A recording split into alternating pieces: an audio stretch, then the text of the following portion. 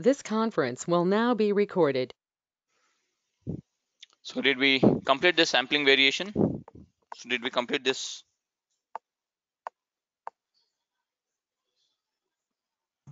No, I haven't. Yes, we'll be.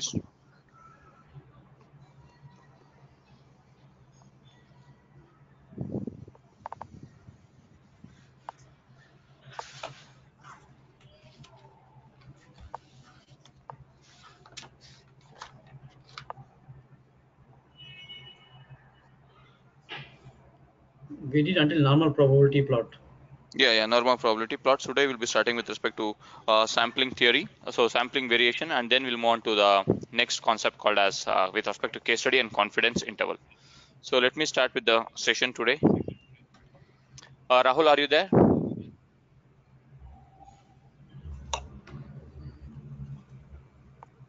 Okay, fine. So first concept is called as your sampling variation. So if you have 100 people, or let me just choose it as, let me choose it as 100 as your population. If 100 students average score, first student, second student, third student, fourth student, fifth student. So if 100 students average score is 68.5%, all the 100 students result is average is 68.5%.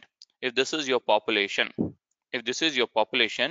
will your sample, if I choose 5 students from this, first 5 students, and again I'll choose some other 5 students, like for example register number 1, 2, 3, 4, 5. Okay, and one more sample as another 5 students, as second 5 students I'll be choosing it as register number 11, 15, 18, 25, 30. Will first 5 students average will be same as your second 5 students? Yes or no? No, No. And what about this? What about this? We have got 68.5% here. Will it be same as 68.5% of all these two samples? Never. no, no. So that is called as your sampling variation. Statistics vary from one sample to another sample due to randomness. For example, instead of with respect to students, I can take it as, for example, Bharat and Rahul. So Bharat and Rahul's salary is, let me just take it as 12 lakh rupees per annum as average. Now Bharat and Rahul's salary is this. Now I'll choose Megha and Lahari. Megha and Lahari as second sample. Will they have same salary, average salary of 12 lakhs as Bharat and Rahul? Never. No. So they might be getting somewhere around 10 lakhs. Now consider that I'm choosing all of them who are attending today's demo session. So today's session almost like 15 people are there. If I choose all 15 people, will all the 15 people will have same salaries as 12 lakhs or 10 lakhs average salary? It might be or it may not be also. It can be also 12 lakh rupees or it can also be 8 lakh rupees. So like this. So just give me a sec. Hello.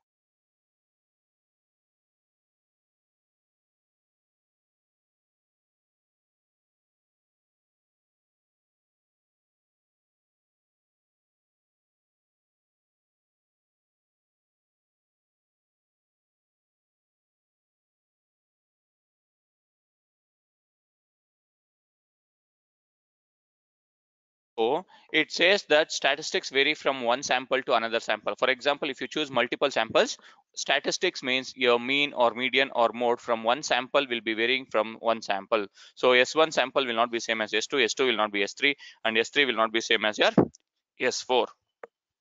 So this is what that indicates with respect to.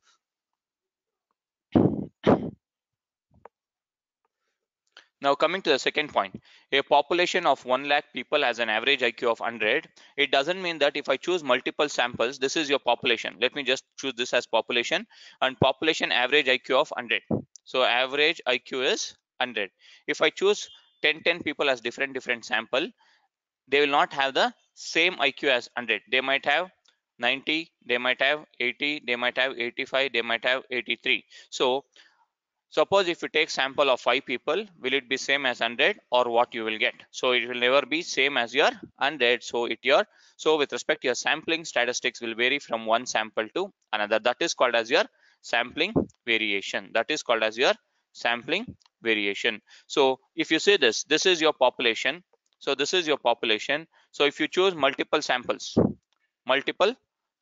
from this, one sample will have this mean, another sample will have the mean year, another sample will have the year, another sample will have year. So each and every sample statistics will be different from one sample to another.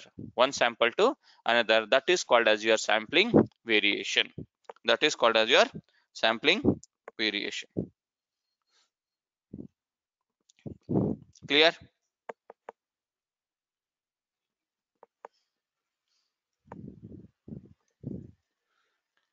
Okay, now moving to the next question. So I'll be asking you a question. I want your answers. Yes, Rajiv. Rajiv, I'll share you the videos if you have. Yeah. So the idea is to take the average, is it? No, whatever it is. See, it is not only with respect to average. If you take anything, see, consider this as your. So consider that now in my session today we have 15 people. 15 people. So 15 people's average salary I'll calculate. I'll be getting it as 7.3 lakhs. Okay. And if I take, this is your average. This is your median. Median will be 6.8 lakhs. Okay. I'm taking it as median is 6.8 lakhs. I'm going to get standard deviation as 3.5, for example. Standard deviation as 3.5. All these are nothing but your statistics, right? All these are nothing but your statistics. Out of these 15 people, I'll choose 5, each 5 as into different samples. Each 5 people into different sample. 5, 5, 5.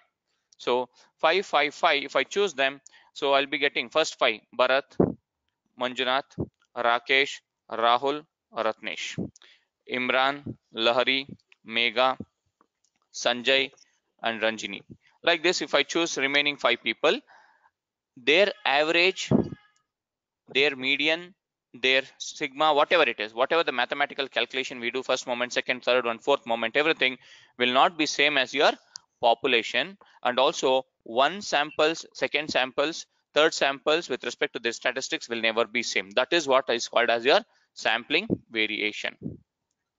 Irrespective of anything, it will never be same as your one sample to another. That is what is called as your sampling variation.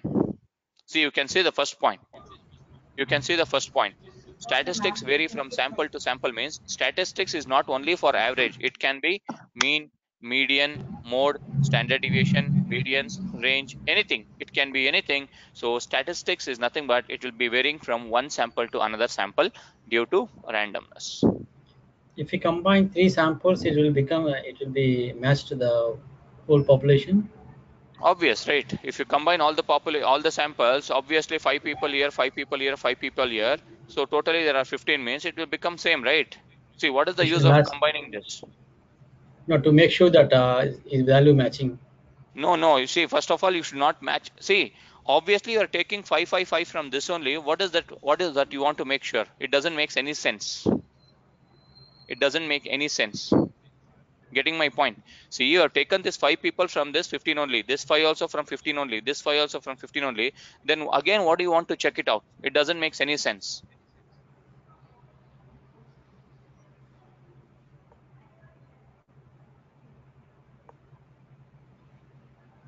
Now my question is this one. First question is, what is the probability of a student scoring 65.5% in the examination? First question.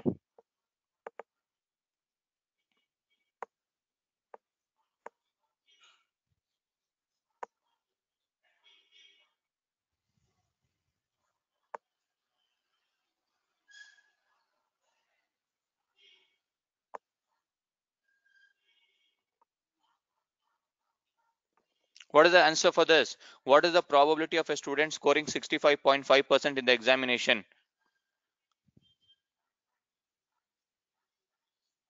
0.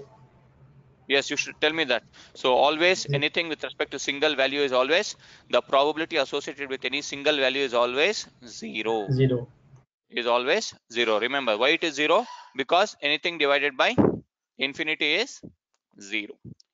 He can score anything. He can score 1.00001%, or he can score 99.999999 as percentage also he can score. That is the reason 1 by infinity is equal to 0. So now my next question is this: can a student score between 0% and 100%? Yes. Yes. Yes. Will it make sense? This question makes sense, is my question next. Will it make sense? 0% to 100%, not and. Yeah, 0% to 100% only. I'm talking with respect to that only, but I've written like that. That's it, nothing else. Will it make sense is my question. See, consider that you have written your exam. If somebody asks you, will you tell that I'm going to get between 0 to 100%? Everyone knows that you'll be getting obviously 0% to 100%, right? Everyone knows if you write an exam, you'll be getting between this only. There is no chance that you'll be getting negative percentage. There is no chance that you're going to get 101%. True or false? So your range also should not be so high. Your range also should not be so high. You should tell it in such a way that, okay, hey, I might score between 75 to 80%, or I might score between 25 to 40%. It makes sense. It makes sense. Or you might tell that I'm going to score above 90 to 95% in this exam. This makes sense. So if somebody asks you what is your salary, you can tell them that your salary is, hey, my salary is between 8 to 10 lakhs. Fine. My salary is between 10 to 15 lakhs. Fine. 15 to 25 lakhs. Fine. It doesn't mean that you should tell that my salary is between somewhere around 0 to 5 crores. Will it make sense? Obviously, you'll be getting to 0 to 5 crores. Obviously, you'll be getting between 0 to 5 crores. Whether it is 1 rupee, or is it 1 crore, or is it 2 crore, or is it 3 crores, or is it 3 lakhs? Nobody knows. So always you should range. If you give a range also, that should be lower range and upper range should also be minimal. Means they should have close relationship, not something like 0 to 100%, 1 crore to 25 crores, 1 rupee to 25 crores, like this. So this also does. If somebody asks you what will be the tomorrow's Bangalore's temperature, you should not tell that, hey, tomorrow's Bangalore temperature will be between minus 50 degree to plus 100 degree. Will it make sense? If your weather forecasting department in your news, everyday newspaper or news channels, if they tell that tomorrow's Bangalore's temperatures will be minus 50 degree to 100 degree, will you agree with them? You have to agree because they are media people, but you need not have to trust them, right? Because we are only better than media people. We can tell that tomorrow's Bangalore's temperatures will be between 20 degree to 35 degree. This makes sense. This makes sense rather than telling it as minus 50 to plus 100 degree. This makes sense. So why do I need to watch then weather forecasting news if they are telling in such a way? So that is the reason your lower range and upper range also should be close to each other. It should not be too much varying. So that is what is the point. That is called as your confidence interval part. Confidence interval. So now important question with respect to your confidence interval. So I'll just write down. See, very important topic you should understand. In your real time, in your real lifetime, you might have used, hey, I'm 95% confident that I'm going to get 90% in my exam, or I'm 90% confident that I'm going to get 80 to 90% in my exam, or you might have used, I'm 85% confident that this time I'm going to get 10 to 12% hike. Yes or no? Haven't you used this term called as 90%, 95%, 85% confident? Yes. Yes. But what about remaining? If you are talking with respect to 100%, what about remaining 5% from this? What about remaining 5% is my question.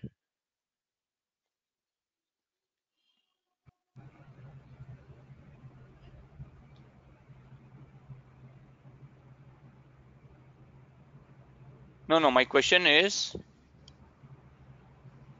I'm going to tell that I am 95% confident that I am going to get between 90 to 95%. But what about that remaining 5% out of 100% is my question. Not no. Hmm? Tolerance variance at the moment. 5% variance, less than that range. It can also be greater than that range also, right? You might get greater than 95% or less than 90%. So another 5% chance that you may get less than 90% or greater than 95%. Greater than 95%. So what about that 5%? That 5% chance is that you may go wrong. That 5% chance is that you may go wrong. Got it? 5% chance that you may go wrong. That is called as your confidence interval part. So your confidence on 95% and remaining 5% you may go wrong. So with respect to this, we need to understand some important theory part as well as some values. So this is your normal distribution curve. So I'm going to write it as, hey, 90% and 95%. So I'm 95% confident. I'm 95%. See, always this curve, always this bell-shaped curve will have 100%. 100% of your data falls within this bell-shaped curve or normal distribution curve. So I'm writing with respect to 95% confidence interval. So I'm 95% confident that in my exam I'm going to get score between 90% to 95%. 90% to 95%. As it is symmetrical curve. As your normal distribution curve is symmetrical curve, so you should also understand that you might also another 5% chance, remaining 5% out of 100%, 95% you are confident. Remaining 5% is there, right? This remaining 5% can be greater than 95% or less than 95% in your exam. So can I divide this 5% into two sides, both the sides?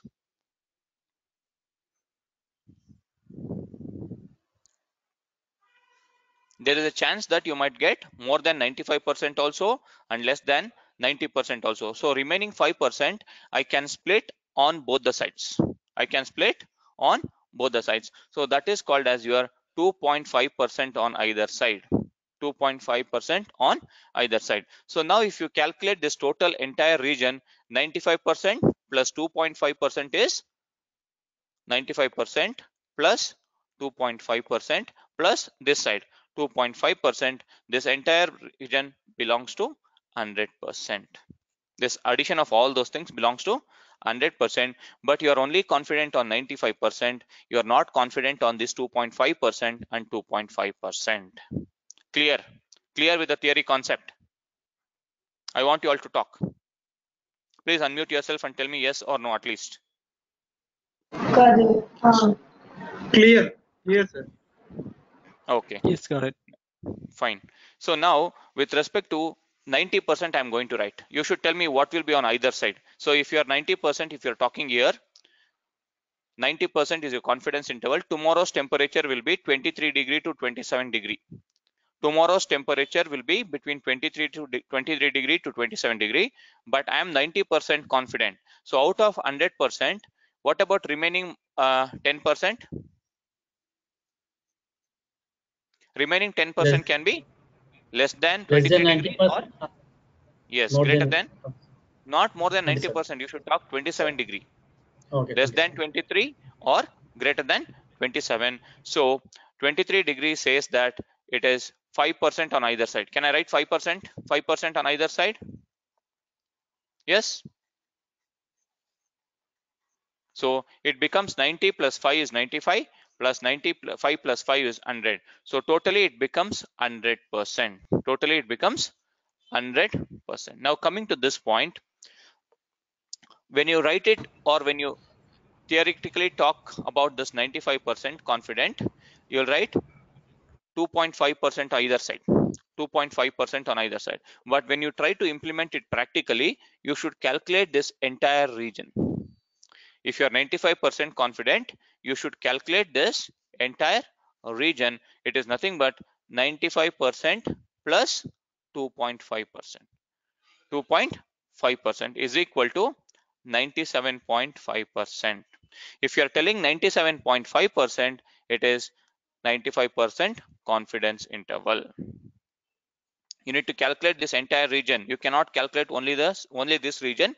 You should calculate with respect to 95% confident that I am going to get between 90 to 95%. Between 90 to 95%. When you write it practically or theoretically with respect to your practical implementation or manual implementation, you need to write it as this 95% and this entire left hand side. Yes, I'm going to explain you one second. See, theory part is 95% and 2.5% on either side. 2.5% on either side. But when we try to talk about with respect to your implementation part, 95% here, 95% here, so 2.5% on either side. So when you talk with respect to 95% confidence interval value, you should calculate this entire region. This entire region. So that is called as your 95% confidence interval. So 95% confidence interval is equal to, it is 95 plus 2.5. So this entire region you should calculate while implementing your or doing manual calculation. Doing manual calculation, you should count this left hand side value also, that is 2.5%. So this 95 plus 2.5 is nothing but 97.5%, which is your 95% confidence interval. 95% confidence interval. Suppose if it is like this, 90% confidence interval. So this is your 90% and 5% on either side. 5% on either side. If I want to calculate confidence interval for 90%, how much should I calculate? I should calculate this entire region. I should calculate this entire region. So it becomes 90 plus 5, it is 95. But actually this 95 is practical implementation, but the actual value we are calculating for confidence interval for 90%. Confidence interval for 90%. So in real time, what we need to take in 90 or 95? See, this is 90% only, right? I'm talking with respect to 90%. The value you are going to get while seeing your 90% value, you should see this. I'll show you that how to calculate also. But for 90% confidence interval, you should see with respect to this entire region. Entire region. I'll show you how to calculate. I'll show you how to. Hi, Yogesh, this is Ratnesh. I have a doubt here. Yes. So, on either sides, it will be 95% only, right? What do we achieve from this? Either side, it will be 95% only. If you take this region also, it will be 95% only. If you take this region also, it will be 95% only. But you are not ignoring this 5%. So you're not ignoring that 5. You're not achieving anything. This is your theoretical implementation of, you're telling 95% confident, right? So always you should calculate this region. So will you tell it as 100% minus 5% confidence interval? No.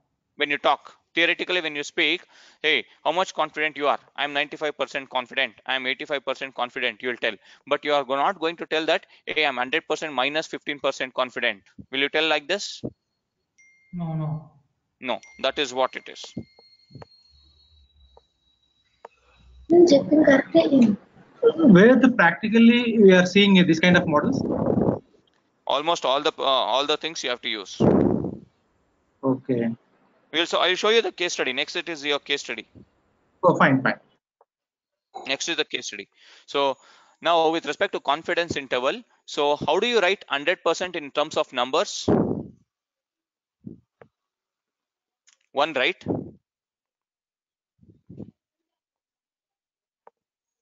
1. So if you write 1, it is 100%. So with respect to 95% confidence interval, if you want to calculate 95% confidence interval, as I told you that it is 95 plus 2.5. How do I write? 95 plus 2.5, how do I write? 0.97. Yeah, 0.975. See, there is 0.975. So your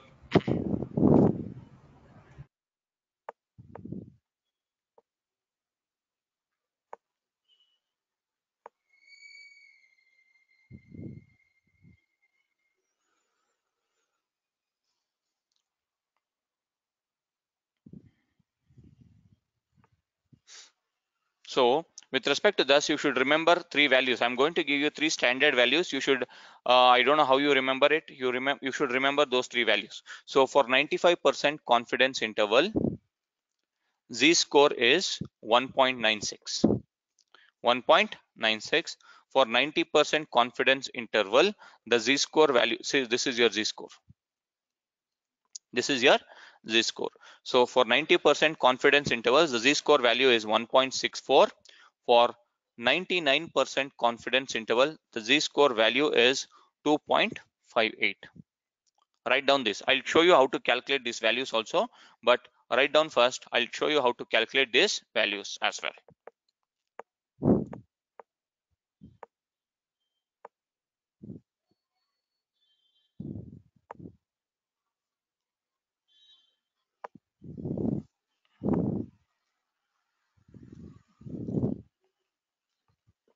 Why I'm telling to you to remember these three values is 90% of the projects what we work on real time is will be with respect to 95% confident or 90% confident or 99% confident. Suppose if somebody asks, hey, what is the confidence interval for 95% value? You cannot go and run your RStudio or Python at that time, or you cannot go and check your Z table for these three values, because if you're putting it as 1 year or 2 years of experience, at least you should remember these three values for 90%, 99% and 95% confidence interval. Every time you cannot go and open your RStudio, every time you cannot open your Python, or every time you cannot open your Z table and calculate suddenly. So that is the reason you should remember these three values. For 95% confidence interval, it is 1.96. For 90% confidence interval, it is 1.64. 99% confidence interval, it is 2.58. 2.58. So how to calculate this, I'm going to show you in next 1 minute. So for 95% confidence interval, as I've already explained you this part, so 95% is here, 2.5%, 2.5% on either side. So I need to calculate this entire region. I need to calculate this entire region. So if I want to write it with respect to 95% confidence interval, I should write it as 95 plus 2.5. So for 97.5%, how do I write in terms of numbers? How do I write 97.5% in terms of numbers? It is nothing but 0.975. 0.975. So this 0.975 you should calculate using your Z table. Using your Z table, you should calculate that 0.975 manually.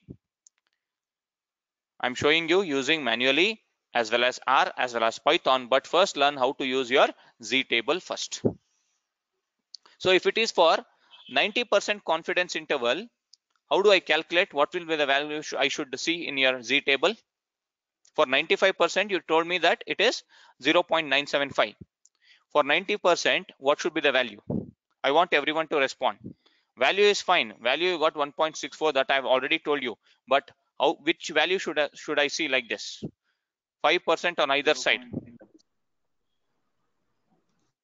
Yes, it is nothing but your 0.95. 0.95. Suppose if it is 99% confidence interval, 99%, then tricky question. Please answer correctly. Yeah, tell me in terms of numbers. Yes, it is Manjunath. It is 0.995 because half a percent on either side, right? Half a percent on either side. So it becomes 99.5% on either side. So how do you write in terms of numbers? It is 0.995.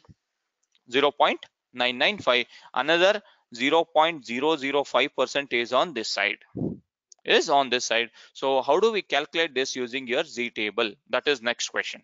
So we got some values. I gave you 1.96, 1.64 and 2.58. How do we get these values using your Z table? So we need to see. So this is for 95, this is for 90%, this is for 99%. For 99%, 95%, 90%, I should write it as 0.975, theoretically 0.95, and here it is 0.995. So you should search these values in your Z table. Z table, if you search these values in your Z table, you're going to get these values. You're going to get these values. So let me just go to your Z table and try to show you how to calculate those values. How to calculate those values.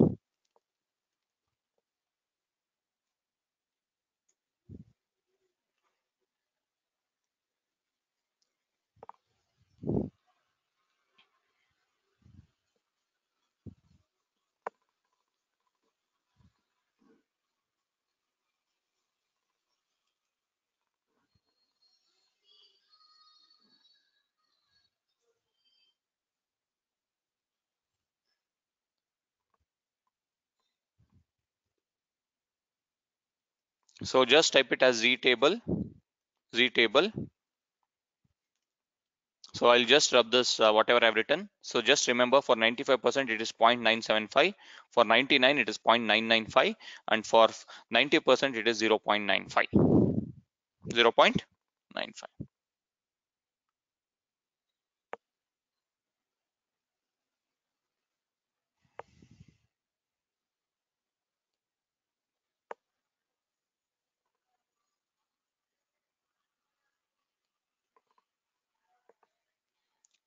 This first link I'm going to open for z table.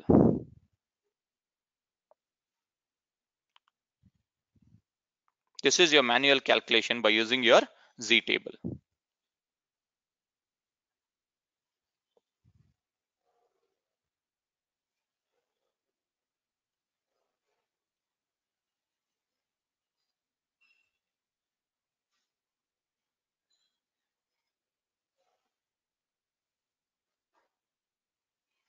So let me try to zoom it out, and I'm going to take this marker. Okay, so now coming to this point, so what is the value for your 99 point, first we'll see with respect to 95%, 0.975. You should check it out with respect to this value. See here, you need to calculate your z-score now. You should calculate this one. So you should see your probability from this point. From this values, you should calculate your 0.975. So you should search where is your 0.975 on this side. So let me just go to 0.975, where it is. We'll see.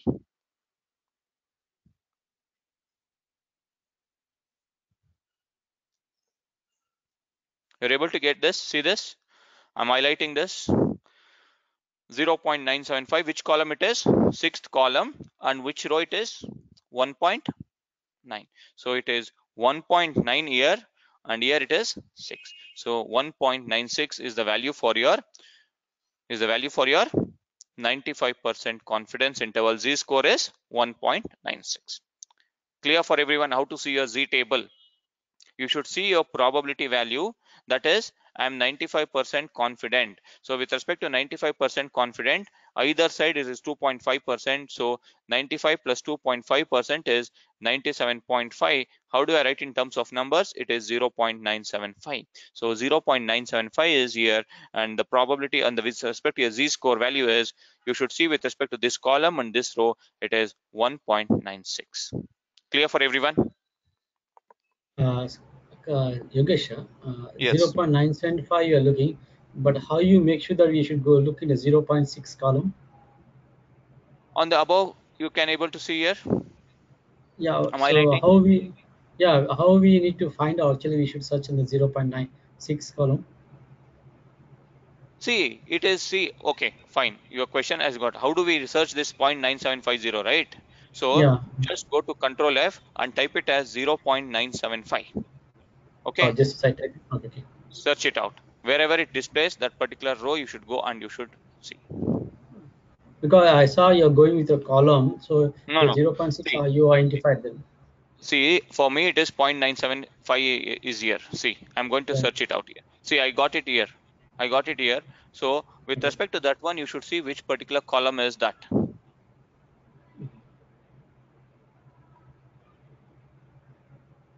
For this particular column, I received it as this one, 0.6.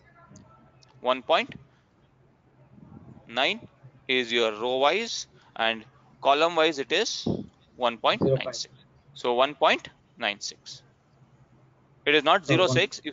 You should read in this way: 1.9, 1.90 plus 0.06. How much it is? 1.96. Clear now? Oh, okay.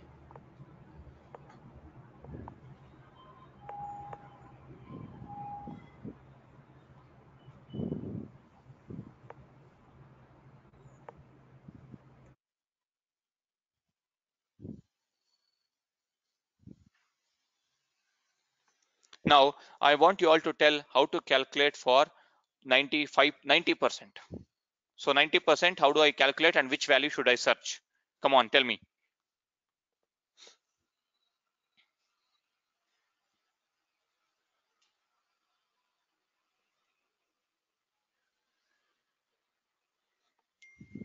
0.95. So which value should I search?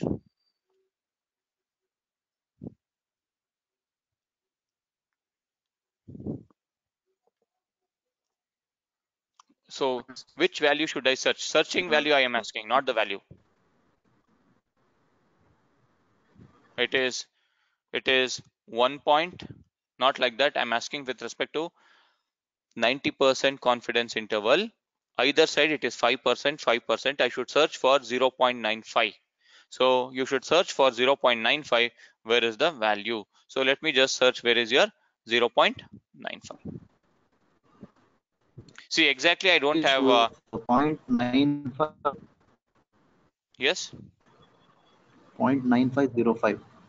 Yeah. See here, because we don't have exactly 0.950. You should have 0.950 because it is 95%, right? So we don't have exactly this. So you can choose the nearby value. See here, 0.95. Okay, either you can choose this or you can choose this, because we don't have exactly 0.95, right? So that is the reason. Either of these two you can choose which row it is, 1.6, and it is your 1.64. We'll go with respect to 1.6. 1.60, 0.04. It is 4, 6, 1.64. Clear? For example, if I use 9505, then why I 0.6 1.65. You are going to I get will that not set. be in 1.6. You'll be getting 1.65. That's it. There is no, see, there is negligible difference between, because you can take this or this. It's up to you. As this both are close to each other, you can take with respect to those two.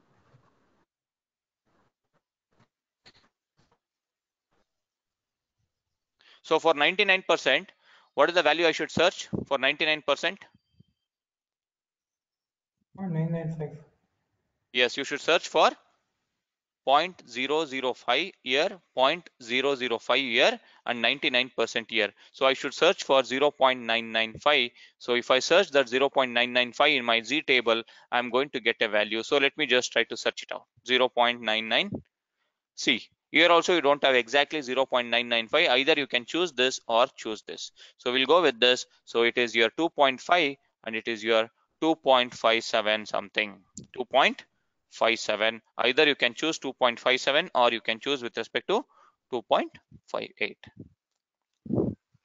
2.58.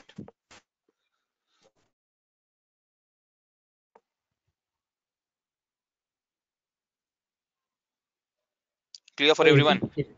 So if you couldn't find, you need to do plus or minus 1 unit. Yeah, plus or minus 1. See, it is not only with respect to plus or minus. Here it is plus or minus 0.5 also, right? See, if you see this 95.05, 94.95, it is close to, in between these two, you can choose either this or this. Here also it is between 49 and 51. So either you can choose this. Okay. I'll show you how to calculate using R also. There you can use it and directly you can get the round figure values only. There you can get your round figure values only. So this is how you can use your Z table. Is it clear for everyone?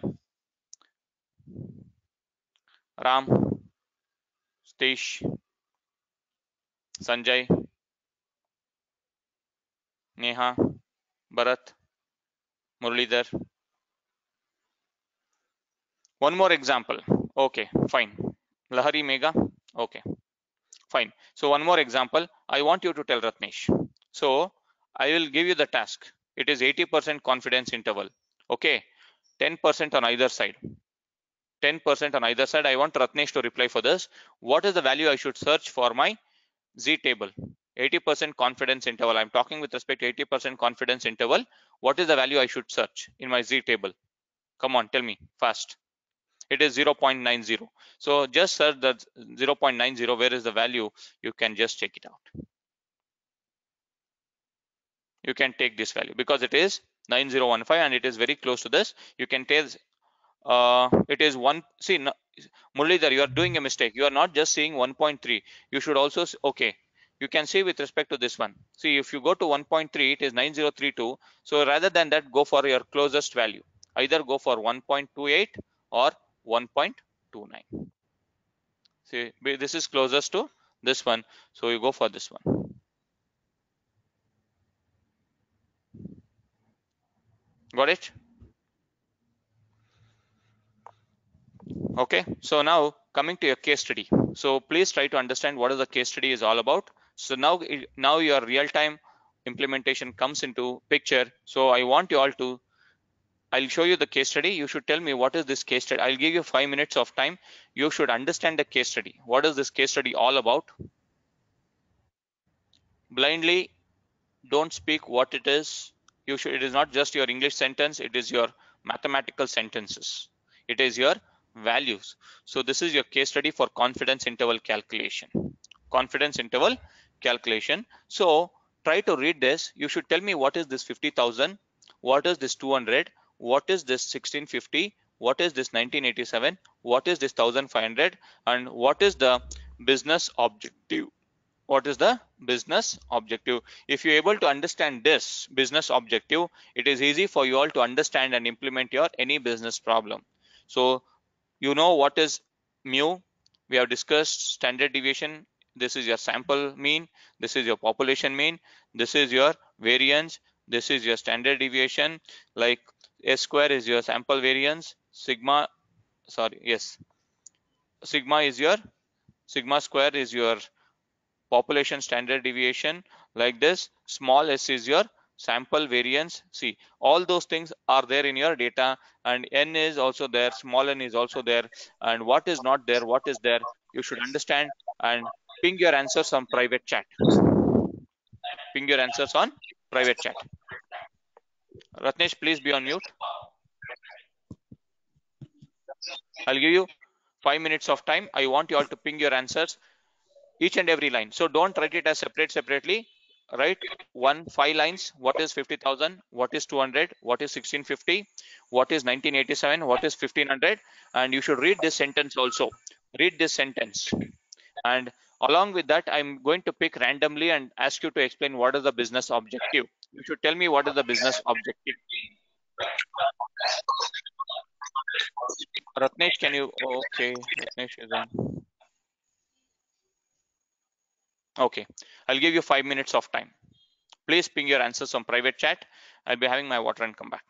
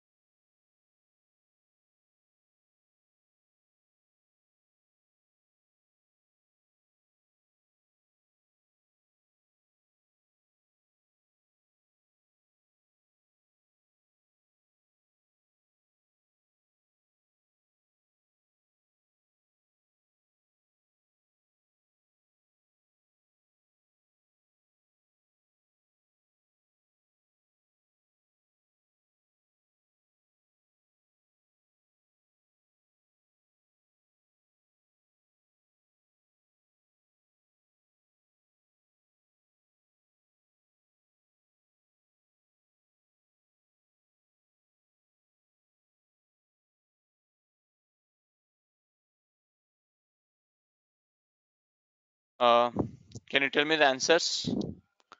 Okay. Let me choose. Bharat, can you explain me what is the business case?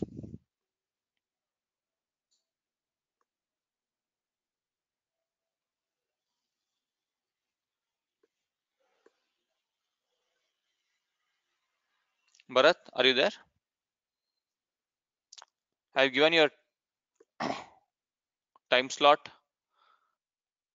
It is 2.5 minutes.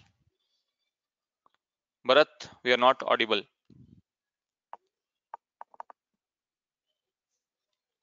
Okay, fine. So tell me, okay, fine. Rakesh, are you there?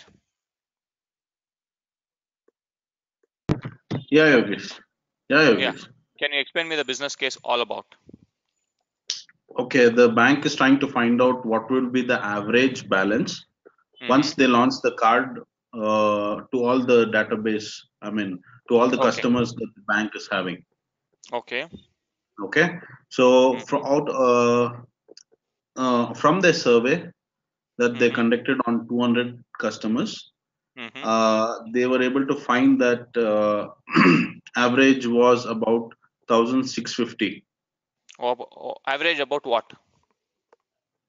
The average balance maintained by the card holders. By the card holders. Which card holders is my question. Uh, that is, see, among 200 customers, we need to find out that how much. Yes. See, this average balance maintained by these in the sense what? This means who is my question. You're getting my point, right, Rakesh? We have Yeah, yeah. mentioned average balance maintained by these. Who are these? New card is fine. New card is fine. Correct. But what about these? Rakesh. So these are nothing but your 200 customers. See here. 200 customer average balance maintained by 200 customers is $1,650. Now, go ahead, Rakesh. Then, Yeah. So the standard deviation they have mentioned is dollars 1987. okay, $1987. Fine. I didn't understand this. Assume that the population standard deviation is from the previous launches, meaning to say they had similar launches before. Yes. From that, they were able to sample variation or whatever, and they were able to find out that $1,500 was the standard deviation among those Yes. samples. Yes. Yes. So, what about the last statement? What about the last statement? What we can say about the average balance that will be held after a full-fledged market. So among the 50,000 customers, uh, so if they launch it in a full-fledged way, that is taking that is taking into consideration majority of these 50,000 customers are enrolled into this program, or they accept the card. So what is the average balance they would maintain? Okay, fine. So now my next question is for uh, yes, I was supposed to ask Manjunath only. Correct, Manjunath. Answer is correct. But let me go back to somebody else. So now coming to Imran. Imran, are you there? So Imran, what is this? What is this 1650?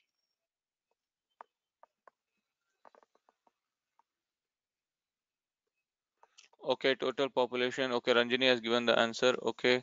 So come on. Imran, are you there? If not, I'll just move on to others. Yeah, you want. Okay, Imran, tell me what is this? What is this $1650? Actually, Yogesh, I lost the internet right now for Okay, 5 fine. minutes completely. I'm not explaining. I'm asking you the question. I'm asking you the question. So can you tell me, No, Rahul? no, I didn't. Oh, you did not go through this case study. Yes, yes. Okay, fine. Rahul. Rahul says mean. Rahul, mean also there are two means. One is your sample mean. Another one is your population mean.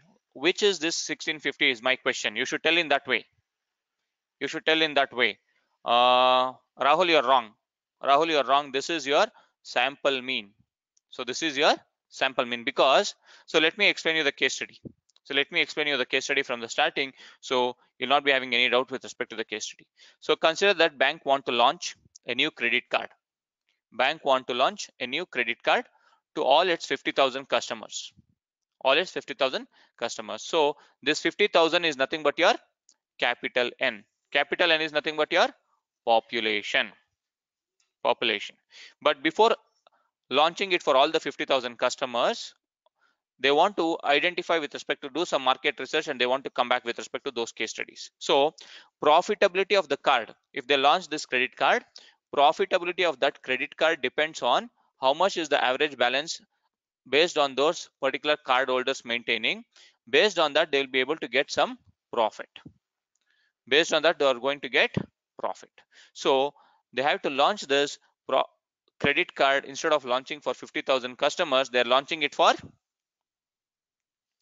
200 customers. So a market research, it is nothing but a survey, or you can call it as market research or promotional campaign or introductory offer, whatever you can call it.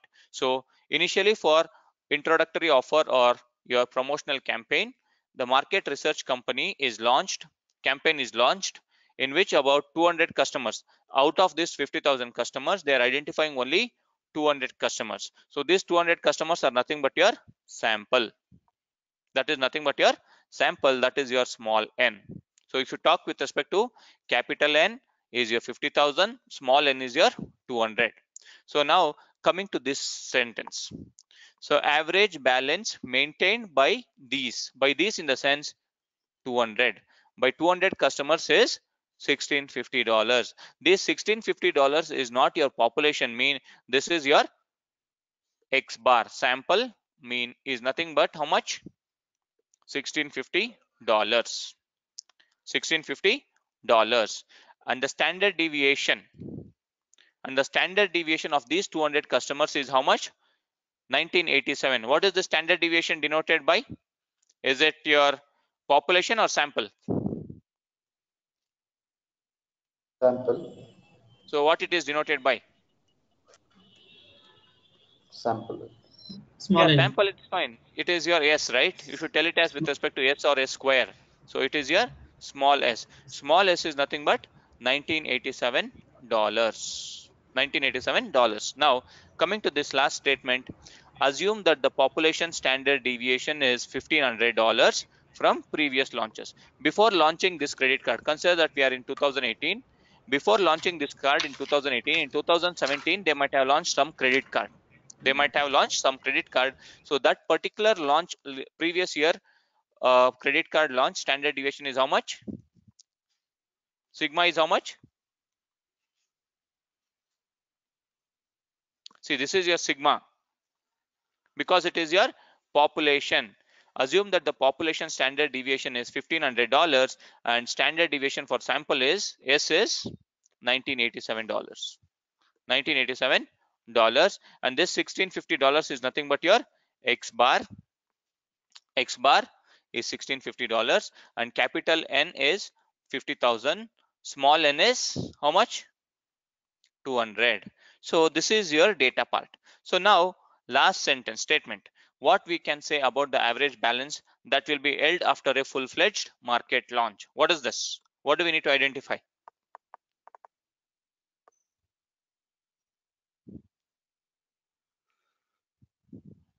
What do we need to identify is my question. Ram, can you tell me?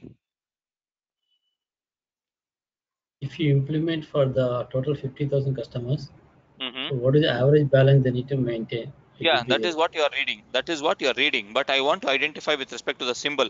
What do we need to identify? Mean. Which mean? That is my question. See, 50,000 mean is population. sample. Yes. What it is denoted by?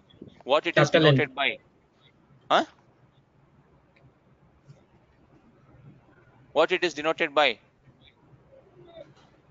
Mu. Yes, you should identify mu, not capital N. Mu is equal to question mark. So you should identify, if you launch it for all the 50,000 customers, what will be the average balance of this 50,000 customers? It is nothing but your population mean. Population mean is denoted by mu. So we need to identify this. Mu is equal to question mark. Is it clear for everyone now? What is the case study and what are these values?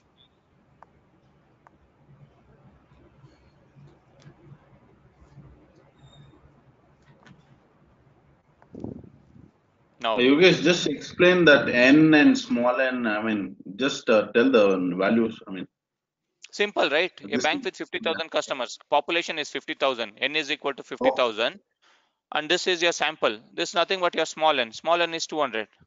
So simple. X bar is fine. S is standard deviation, right? You should tell me. You should Yeah, note it down standard and you should understand. So S is nothing but your sample standard deviation. That is more important. Sample standard deviation is how much? 1987. And what about this one? This is your sigma. Population standard deviation is 1500. And what about this? This is your X bar, $1650. So note down this. Everyone please note down these values. Based on this only we are going to solve next.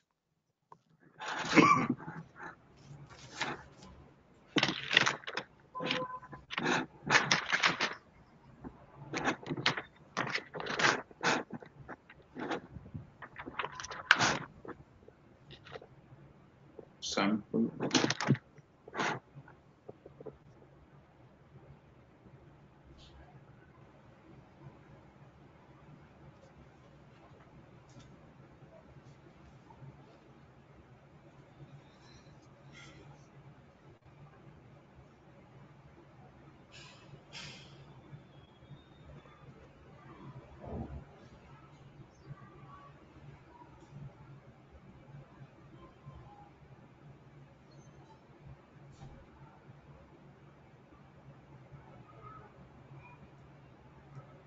Is it clear for everyone? Did you all note it down? What are those values? Capital N, small n, X bar, S, standard deviation, sigma, and what you need to identify. Everything is there on this particular slide. So based on that, we are going to calculate next.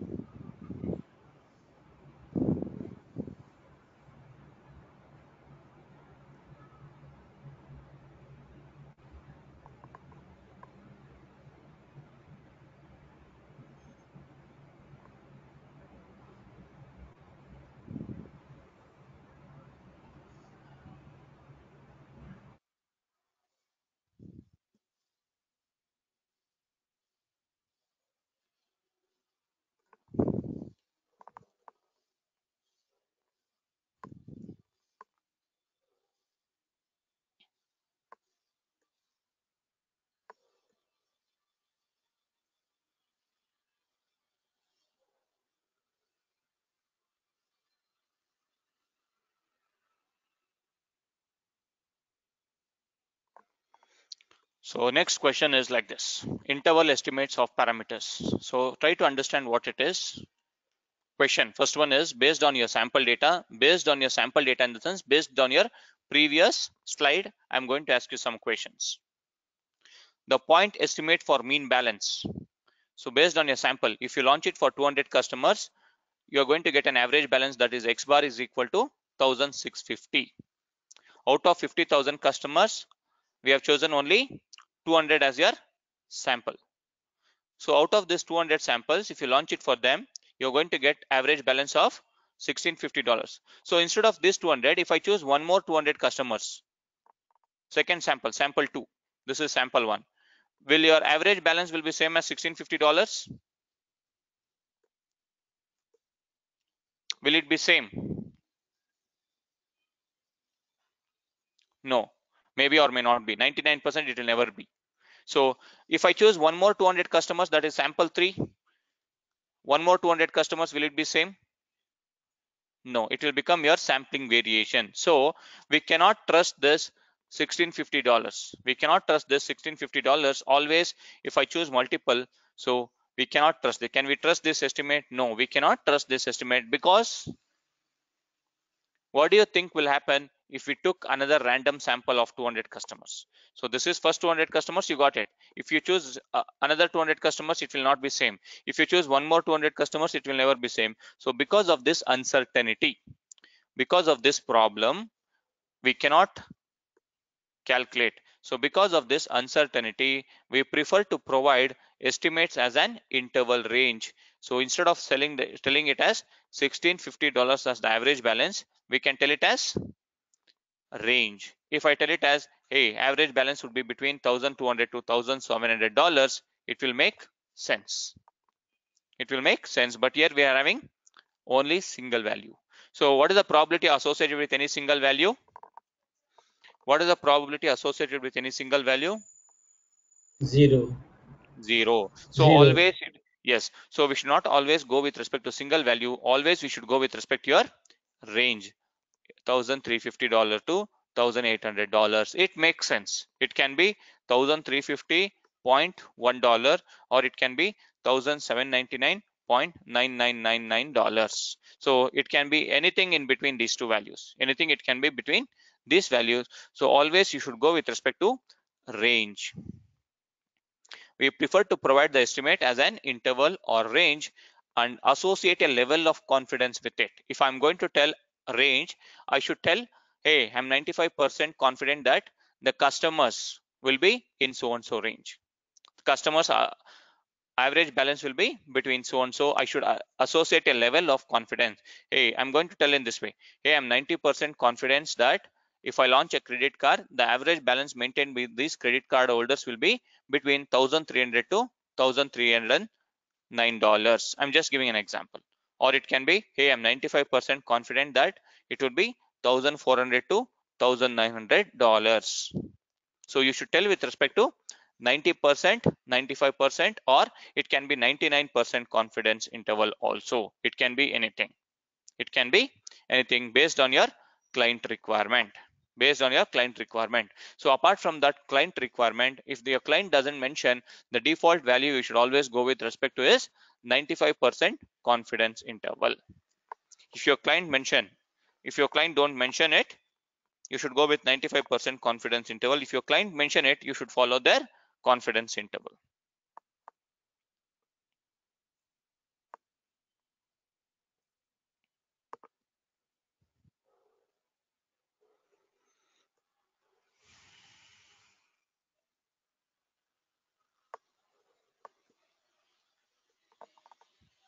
Now, in order to calculate your interval, there is a formula that is nothing but interval is equal to point estimate plus or minus margin of error. Margin of error. So you know what is this point of estimate? Point of estimate is nothing but your sample mean. We have already got this as point estimate. We need to identify mu. So we cannot go with respect to directly single value. You should go with respect to your interval. So the interval formula is point estimate plus or minus margin of error. So I can write it in this way: $1,650 plus or minus $300. Will it make sense? 1,650 minus 300, how much it is? $1,350 is your lower range. And what will be your upper range? 1650. 1,650 is already there, plus $300. 1,650 plus 300 is your upper range, and 1,650 minus $300 is nothing but your lower range. Clear? So this is called as your plus or minus $300 is called as your margin of error. Margin of error. You can take 200 or 100 also, no? No, you can take it, but you cannot take it randomly. We need to calculate this also. We need to calculate this also. So interval is equal to X bar plus or minus margin of error. So this a margin of point estimate is nothing but your X bar. Yes, we need to have we have a formula to calculate this margin of error. I'll show you how to calculate your margin of error as well. It is simple, nothing to worry. It is simple. So let us go to the next slide. So just write down this formula.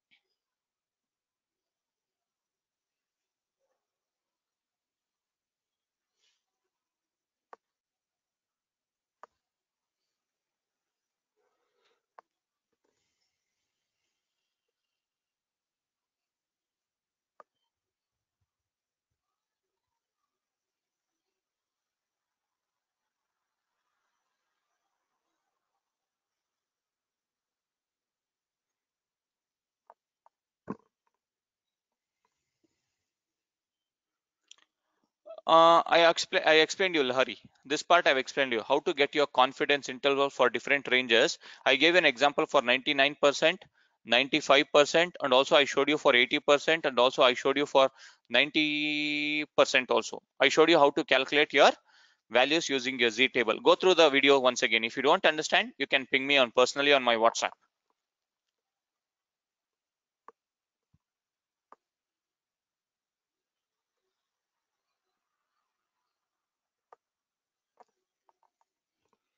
Okay, so everyone, please concentrate. The next topic is formula to calculate your margin of error.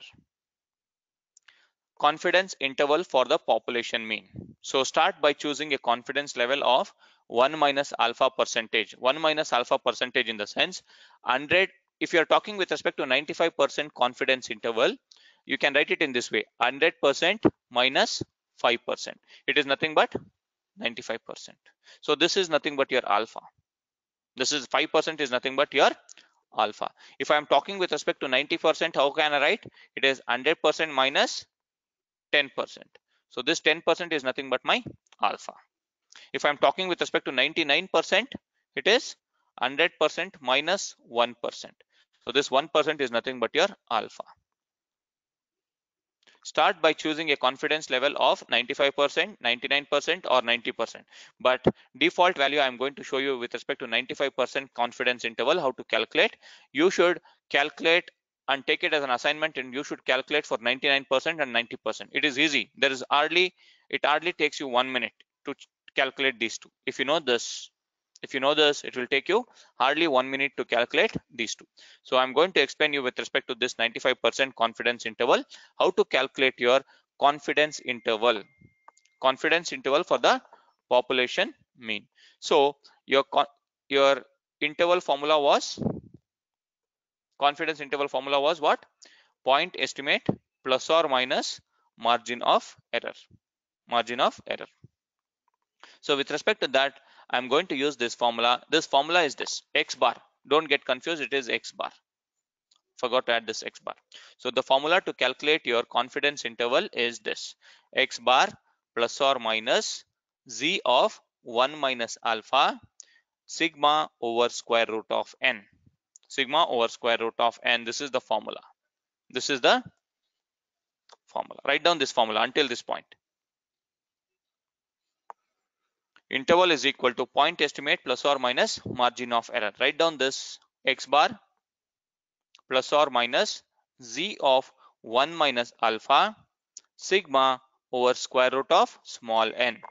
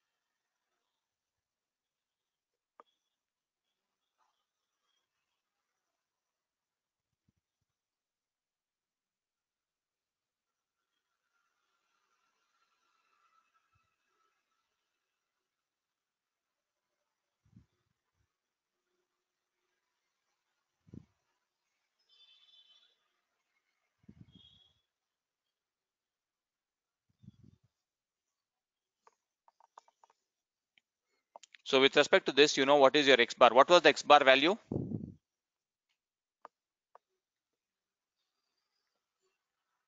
1650. $1650. So $1650 is nothing but X bar plus or minus Z. So for 95% confidence interval, I'm going to write it as Z of 1 minus 0.05. So 100% minus 5%. So what is the Z value for 95% confidence interval? What is the Z value for 95% confidence interval? 1.96. 1.96. So I'm going to replace this z of 1 minus alpha with 1.96. 95% confidence interval. 95% confidence interval.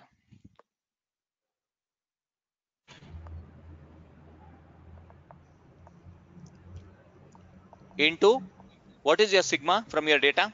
What is your sigma? 1500. Is it 1500 or 1987?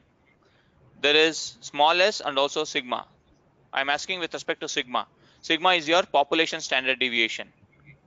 What it is? What it is? $1,500, right? So $1,500 divided by square root of small n. What is small n? 200.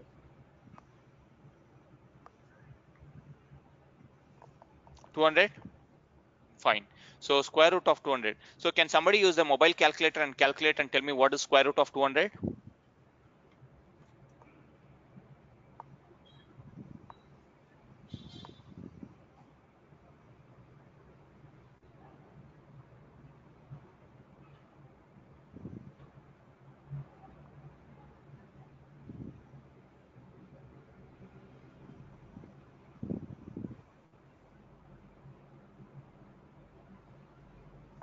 $14.142. So I can write it in this. Instead of this, I am going to write it as 14.14. So how much is 1500 divided by 14.14? 1500 divided by 14.14.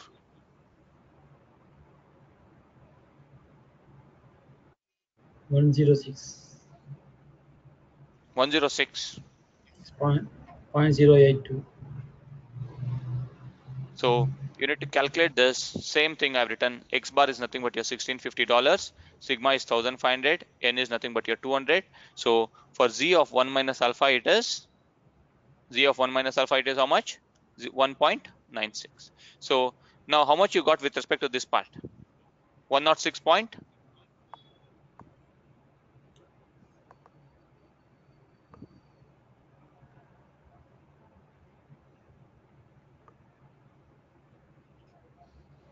One not 6.08.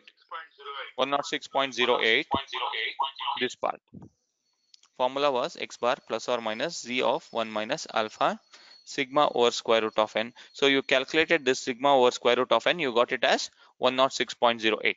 So this z of 1 minus alpha is 1.96. So 1.96 into 106.08, how much it is? How much it is?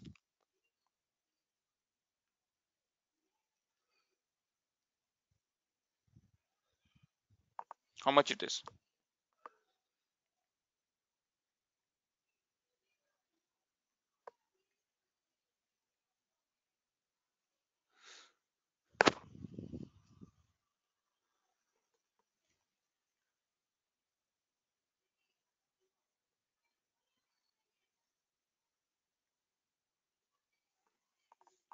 $207.92. Okay, let me put it as 207, round figure. Okay, 207.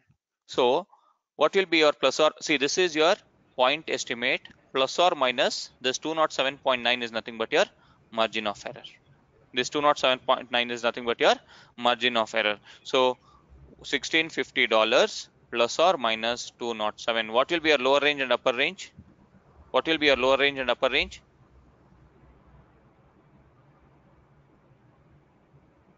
So this is your 1442 or 1443 lower range. Upper range 1650, 1750, 1850, 1857, 1857. So this is your range. So if you launch it full-fledged, if you launch it to the all the 50,000 customers, all the 50,000 customer, if you launch a new credit card, so the average balance maintained by those 50,000 customers will be between this lower range and upper range. Clear? Is it clear?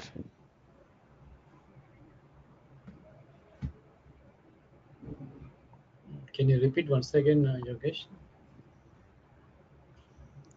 What was the formula? X bar plus or minus z of 1 minus alpha sigma over square root of n. Okay, I'm just replacing all the values with from my values. X bar is nothing but $1650 plus or minus z of 1 minus alpha is nothing but 95% confidence interval value I'm writing here 1.96 sigma over square root of n. What is your sigma value here? $1,500 divided by square root of n. N is nothing but your 200, square root of 200.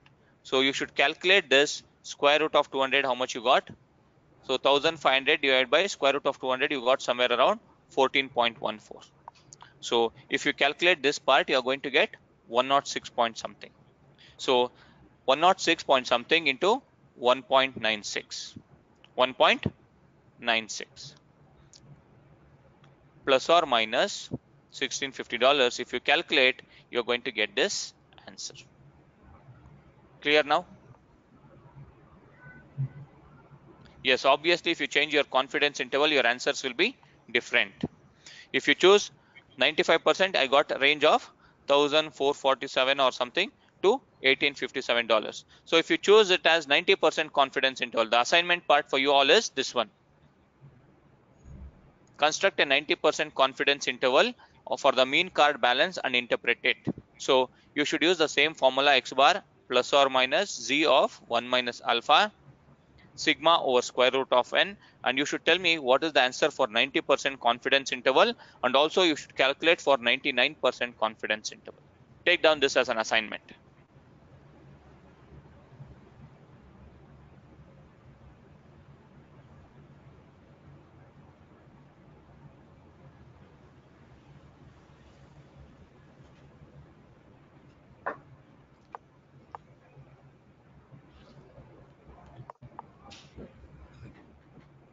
And I think you have my numbers, right?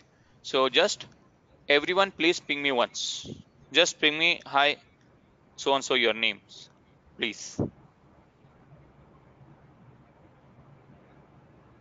Okay, Now I want you all to, yes? now you want to ping out later? Yeah, you can just ping me later point. Next 15-20 minutes you can ping me. Okay, no worries. So now, so tomorrow's assignment is for 99% confidence interval and 90% confidence interval. Use the same formula and try to ping me the answers. Okay, so we'll connect again tomorrow around same time, 7:30. So same link tomorrow. Same link tomorrow.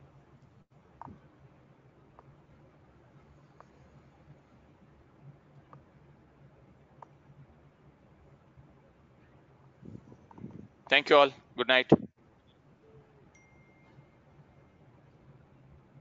And 7:30 p.m. batch can disconnect, and 9 p.m. 9:15 Kushbu, Praveen, I'm going to connect once again, reconnect. Please join after 10 minutes. Okay, thank you all. Good night. I want you all to calculate the answers for 99% and 90% confidence interval.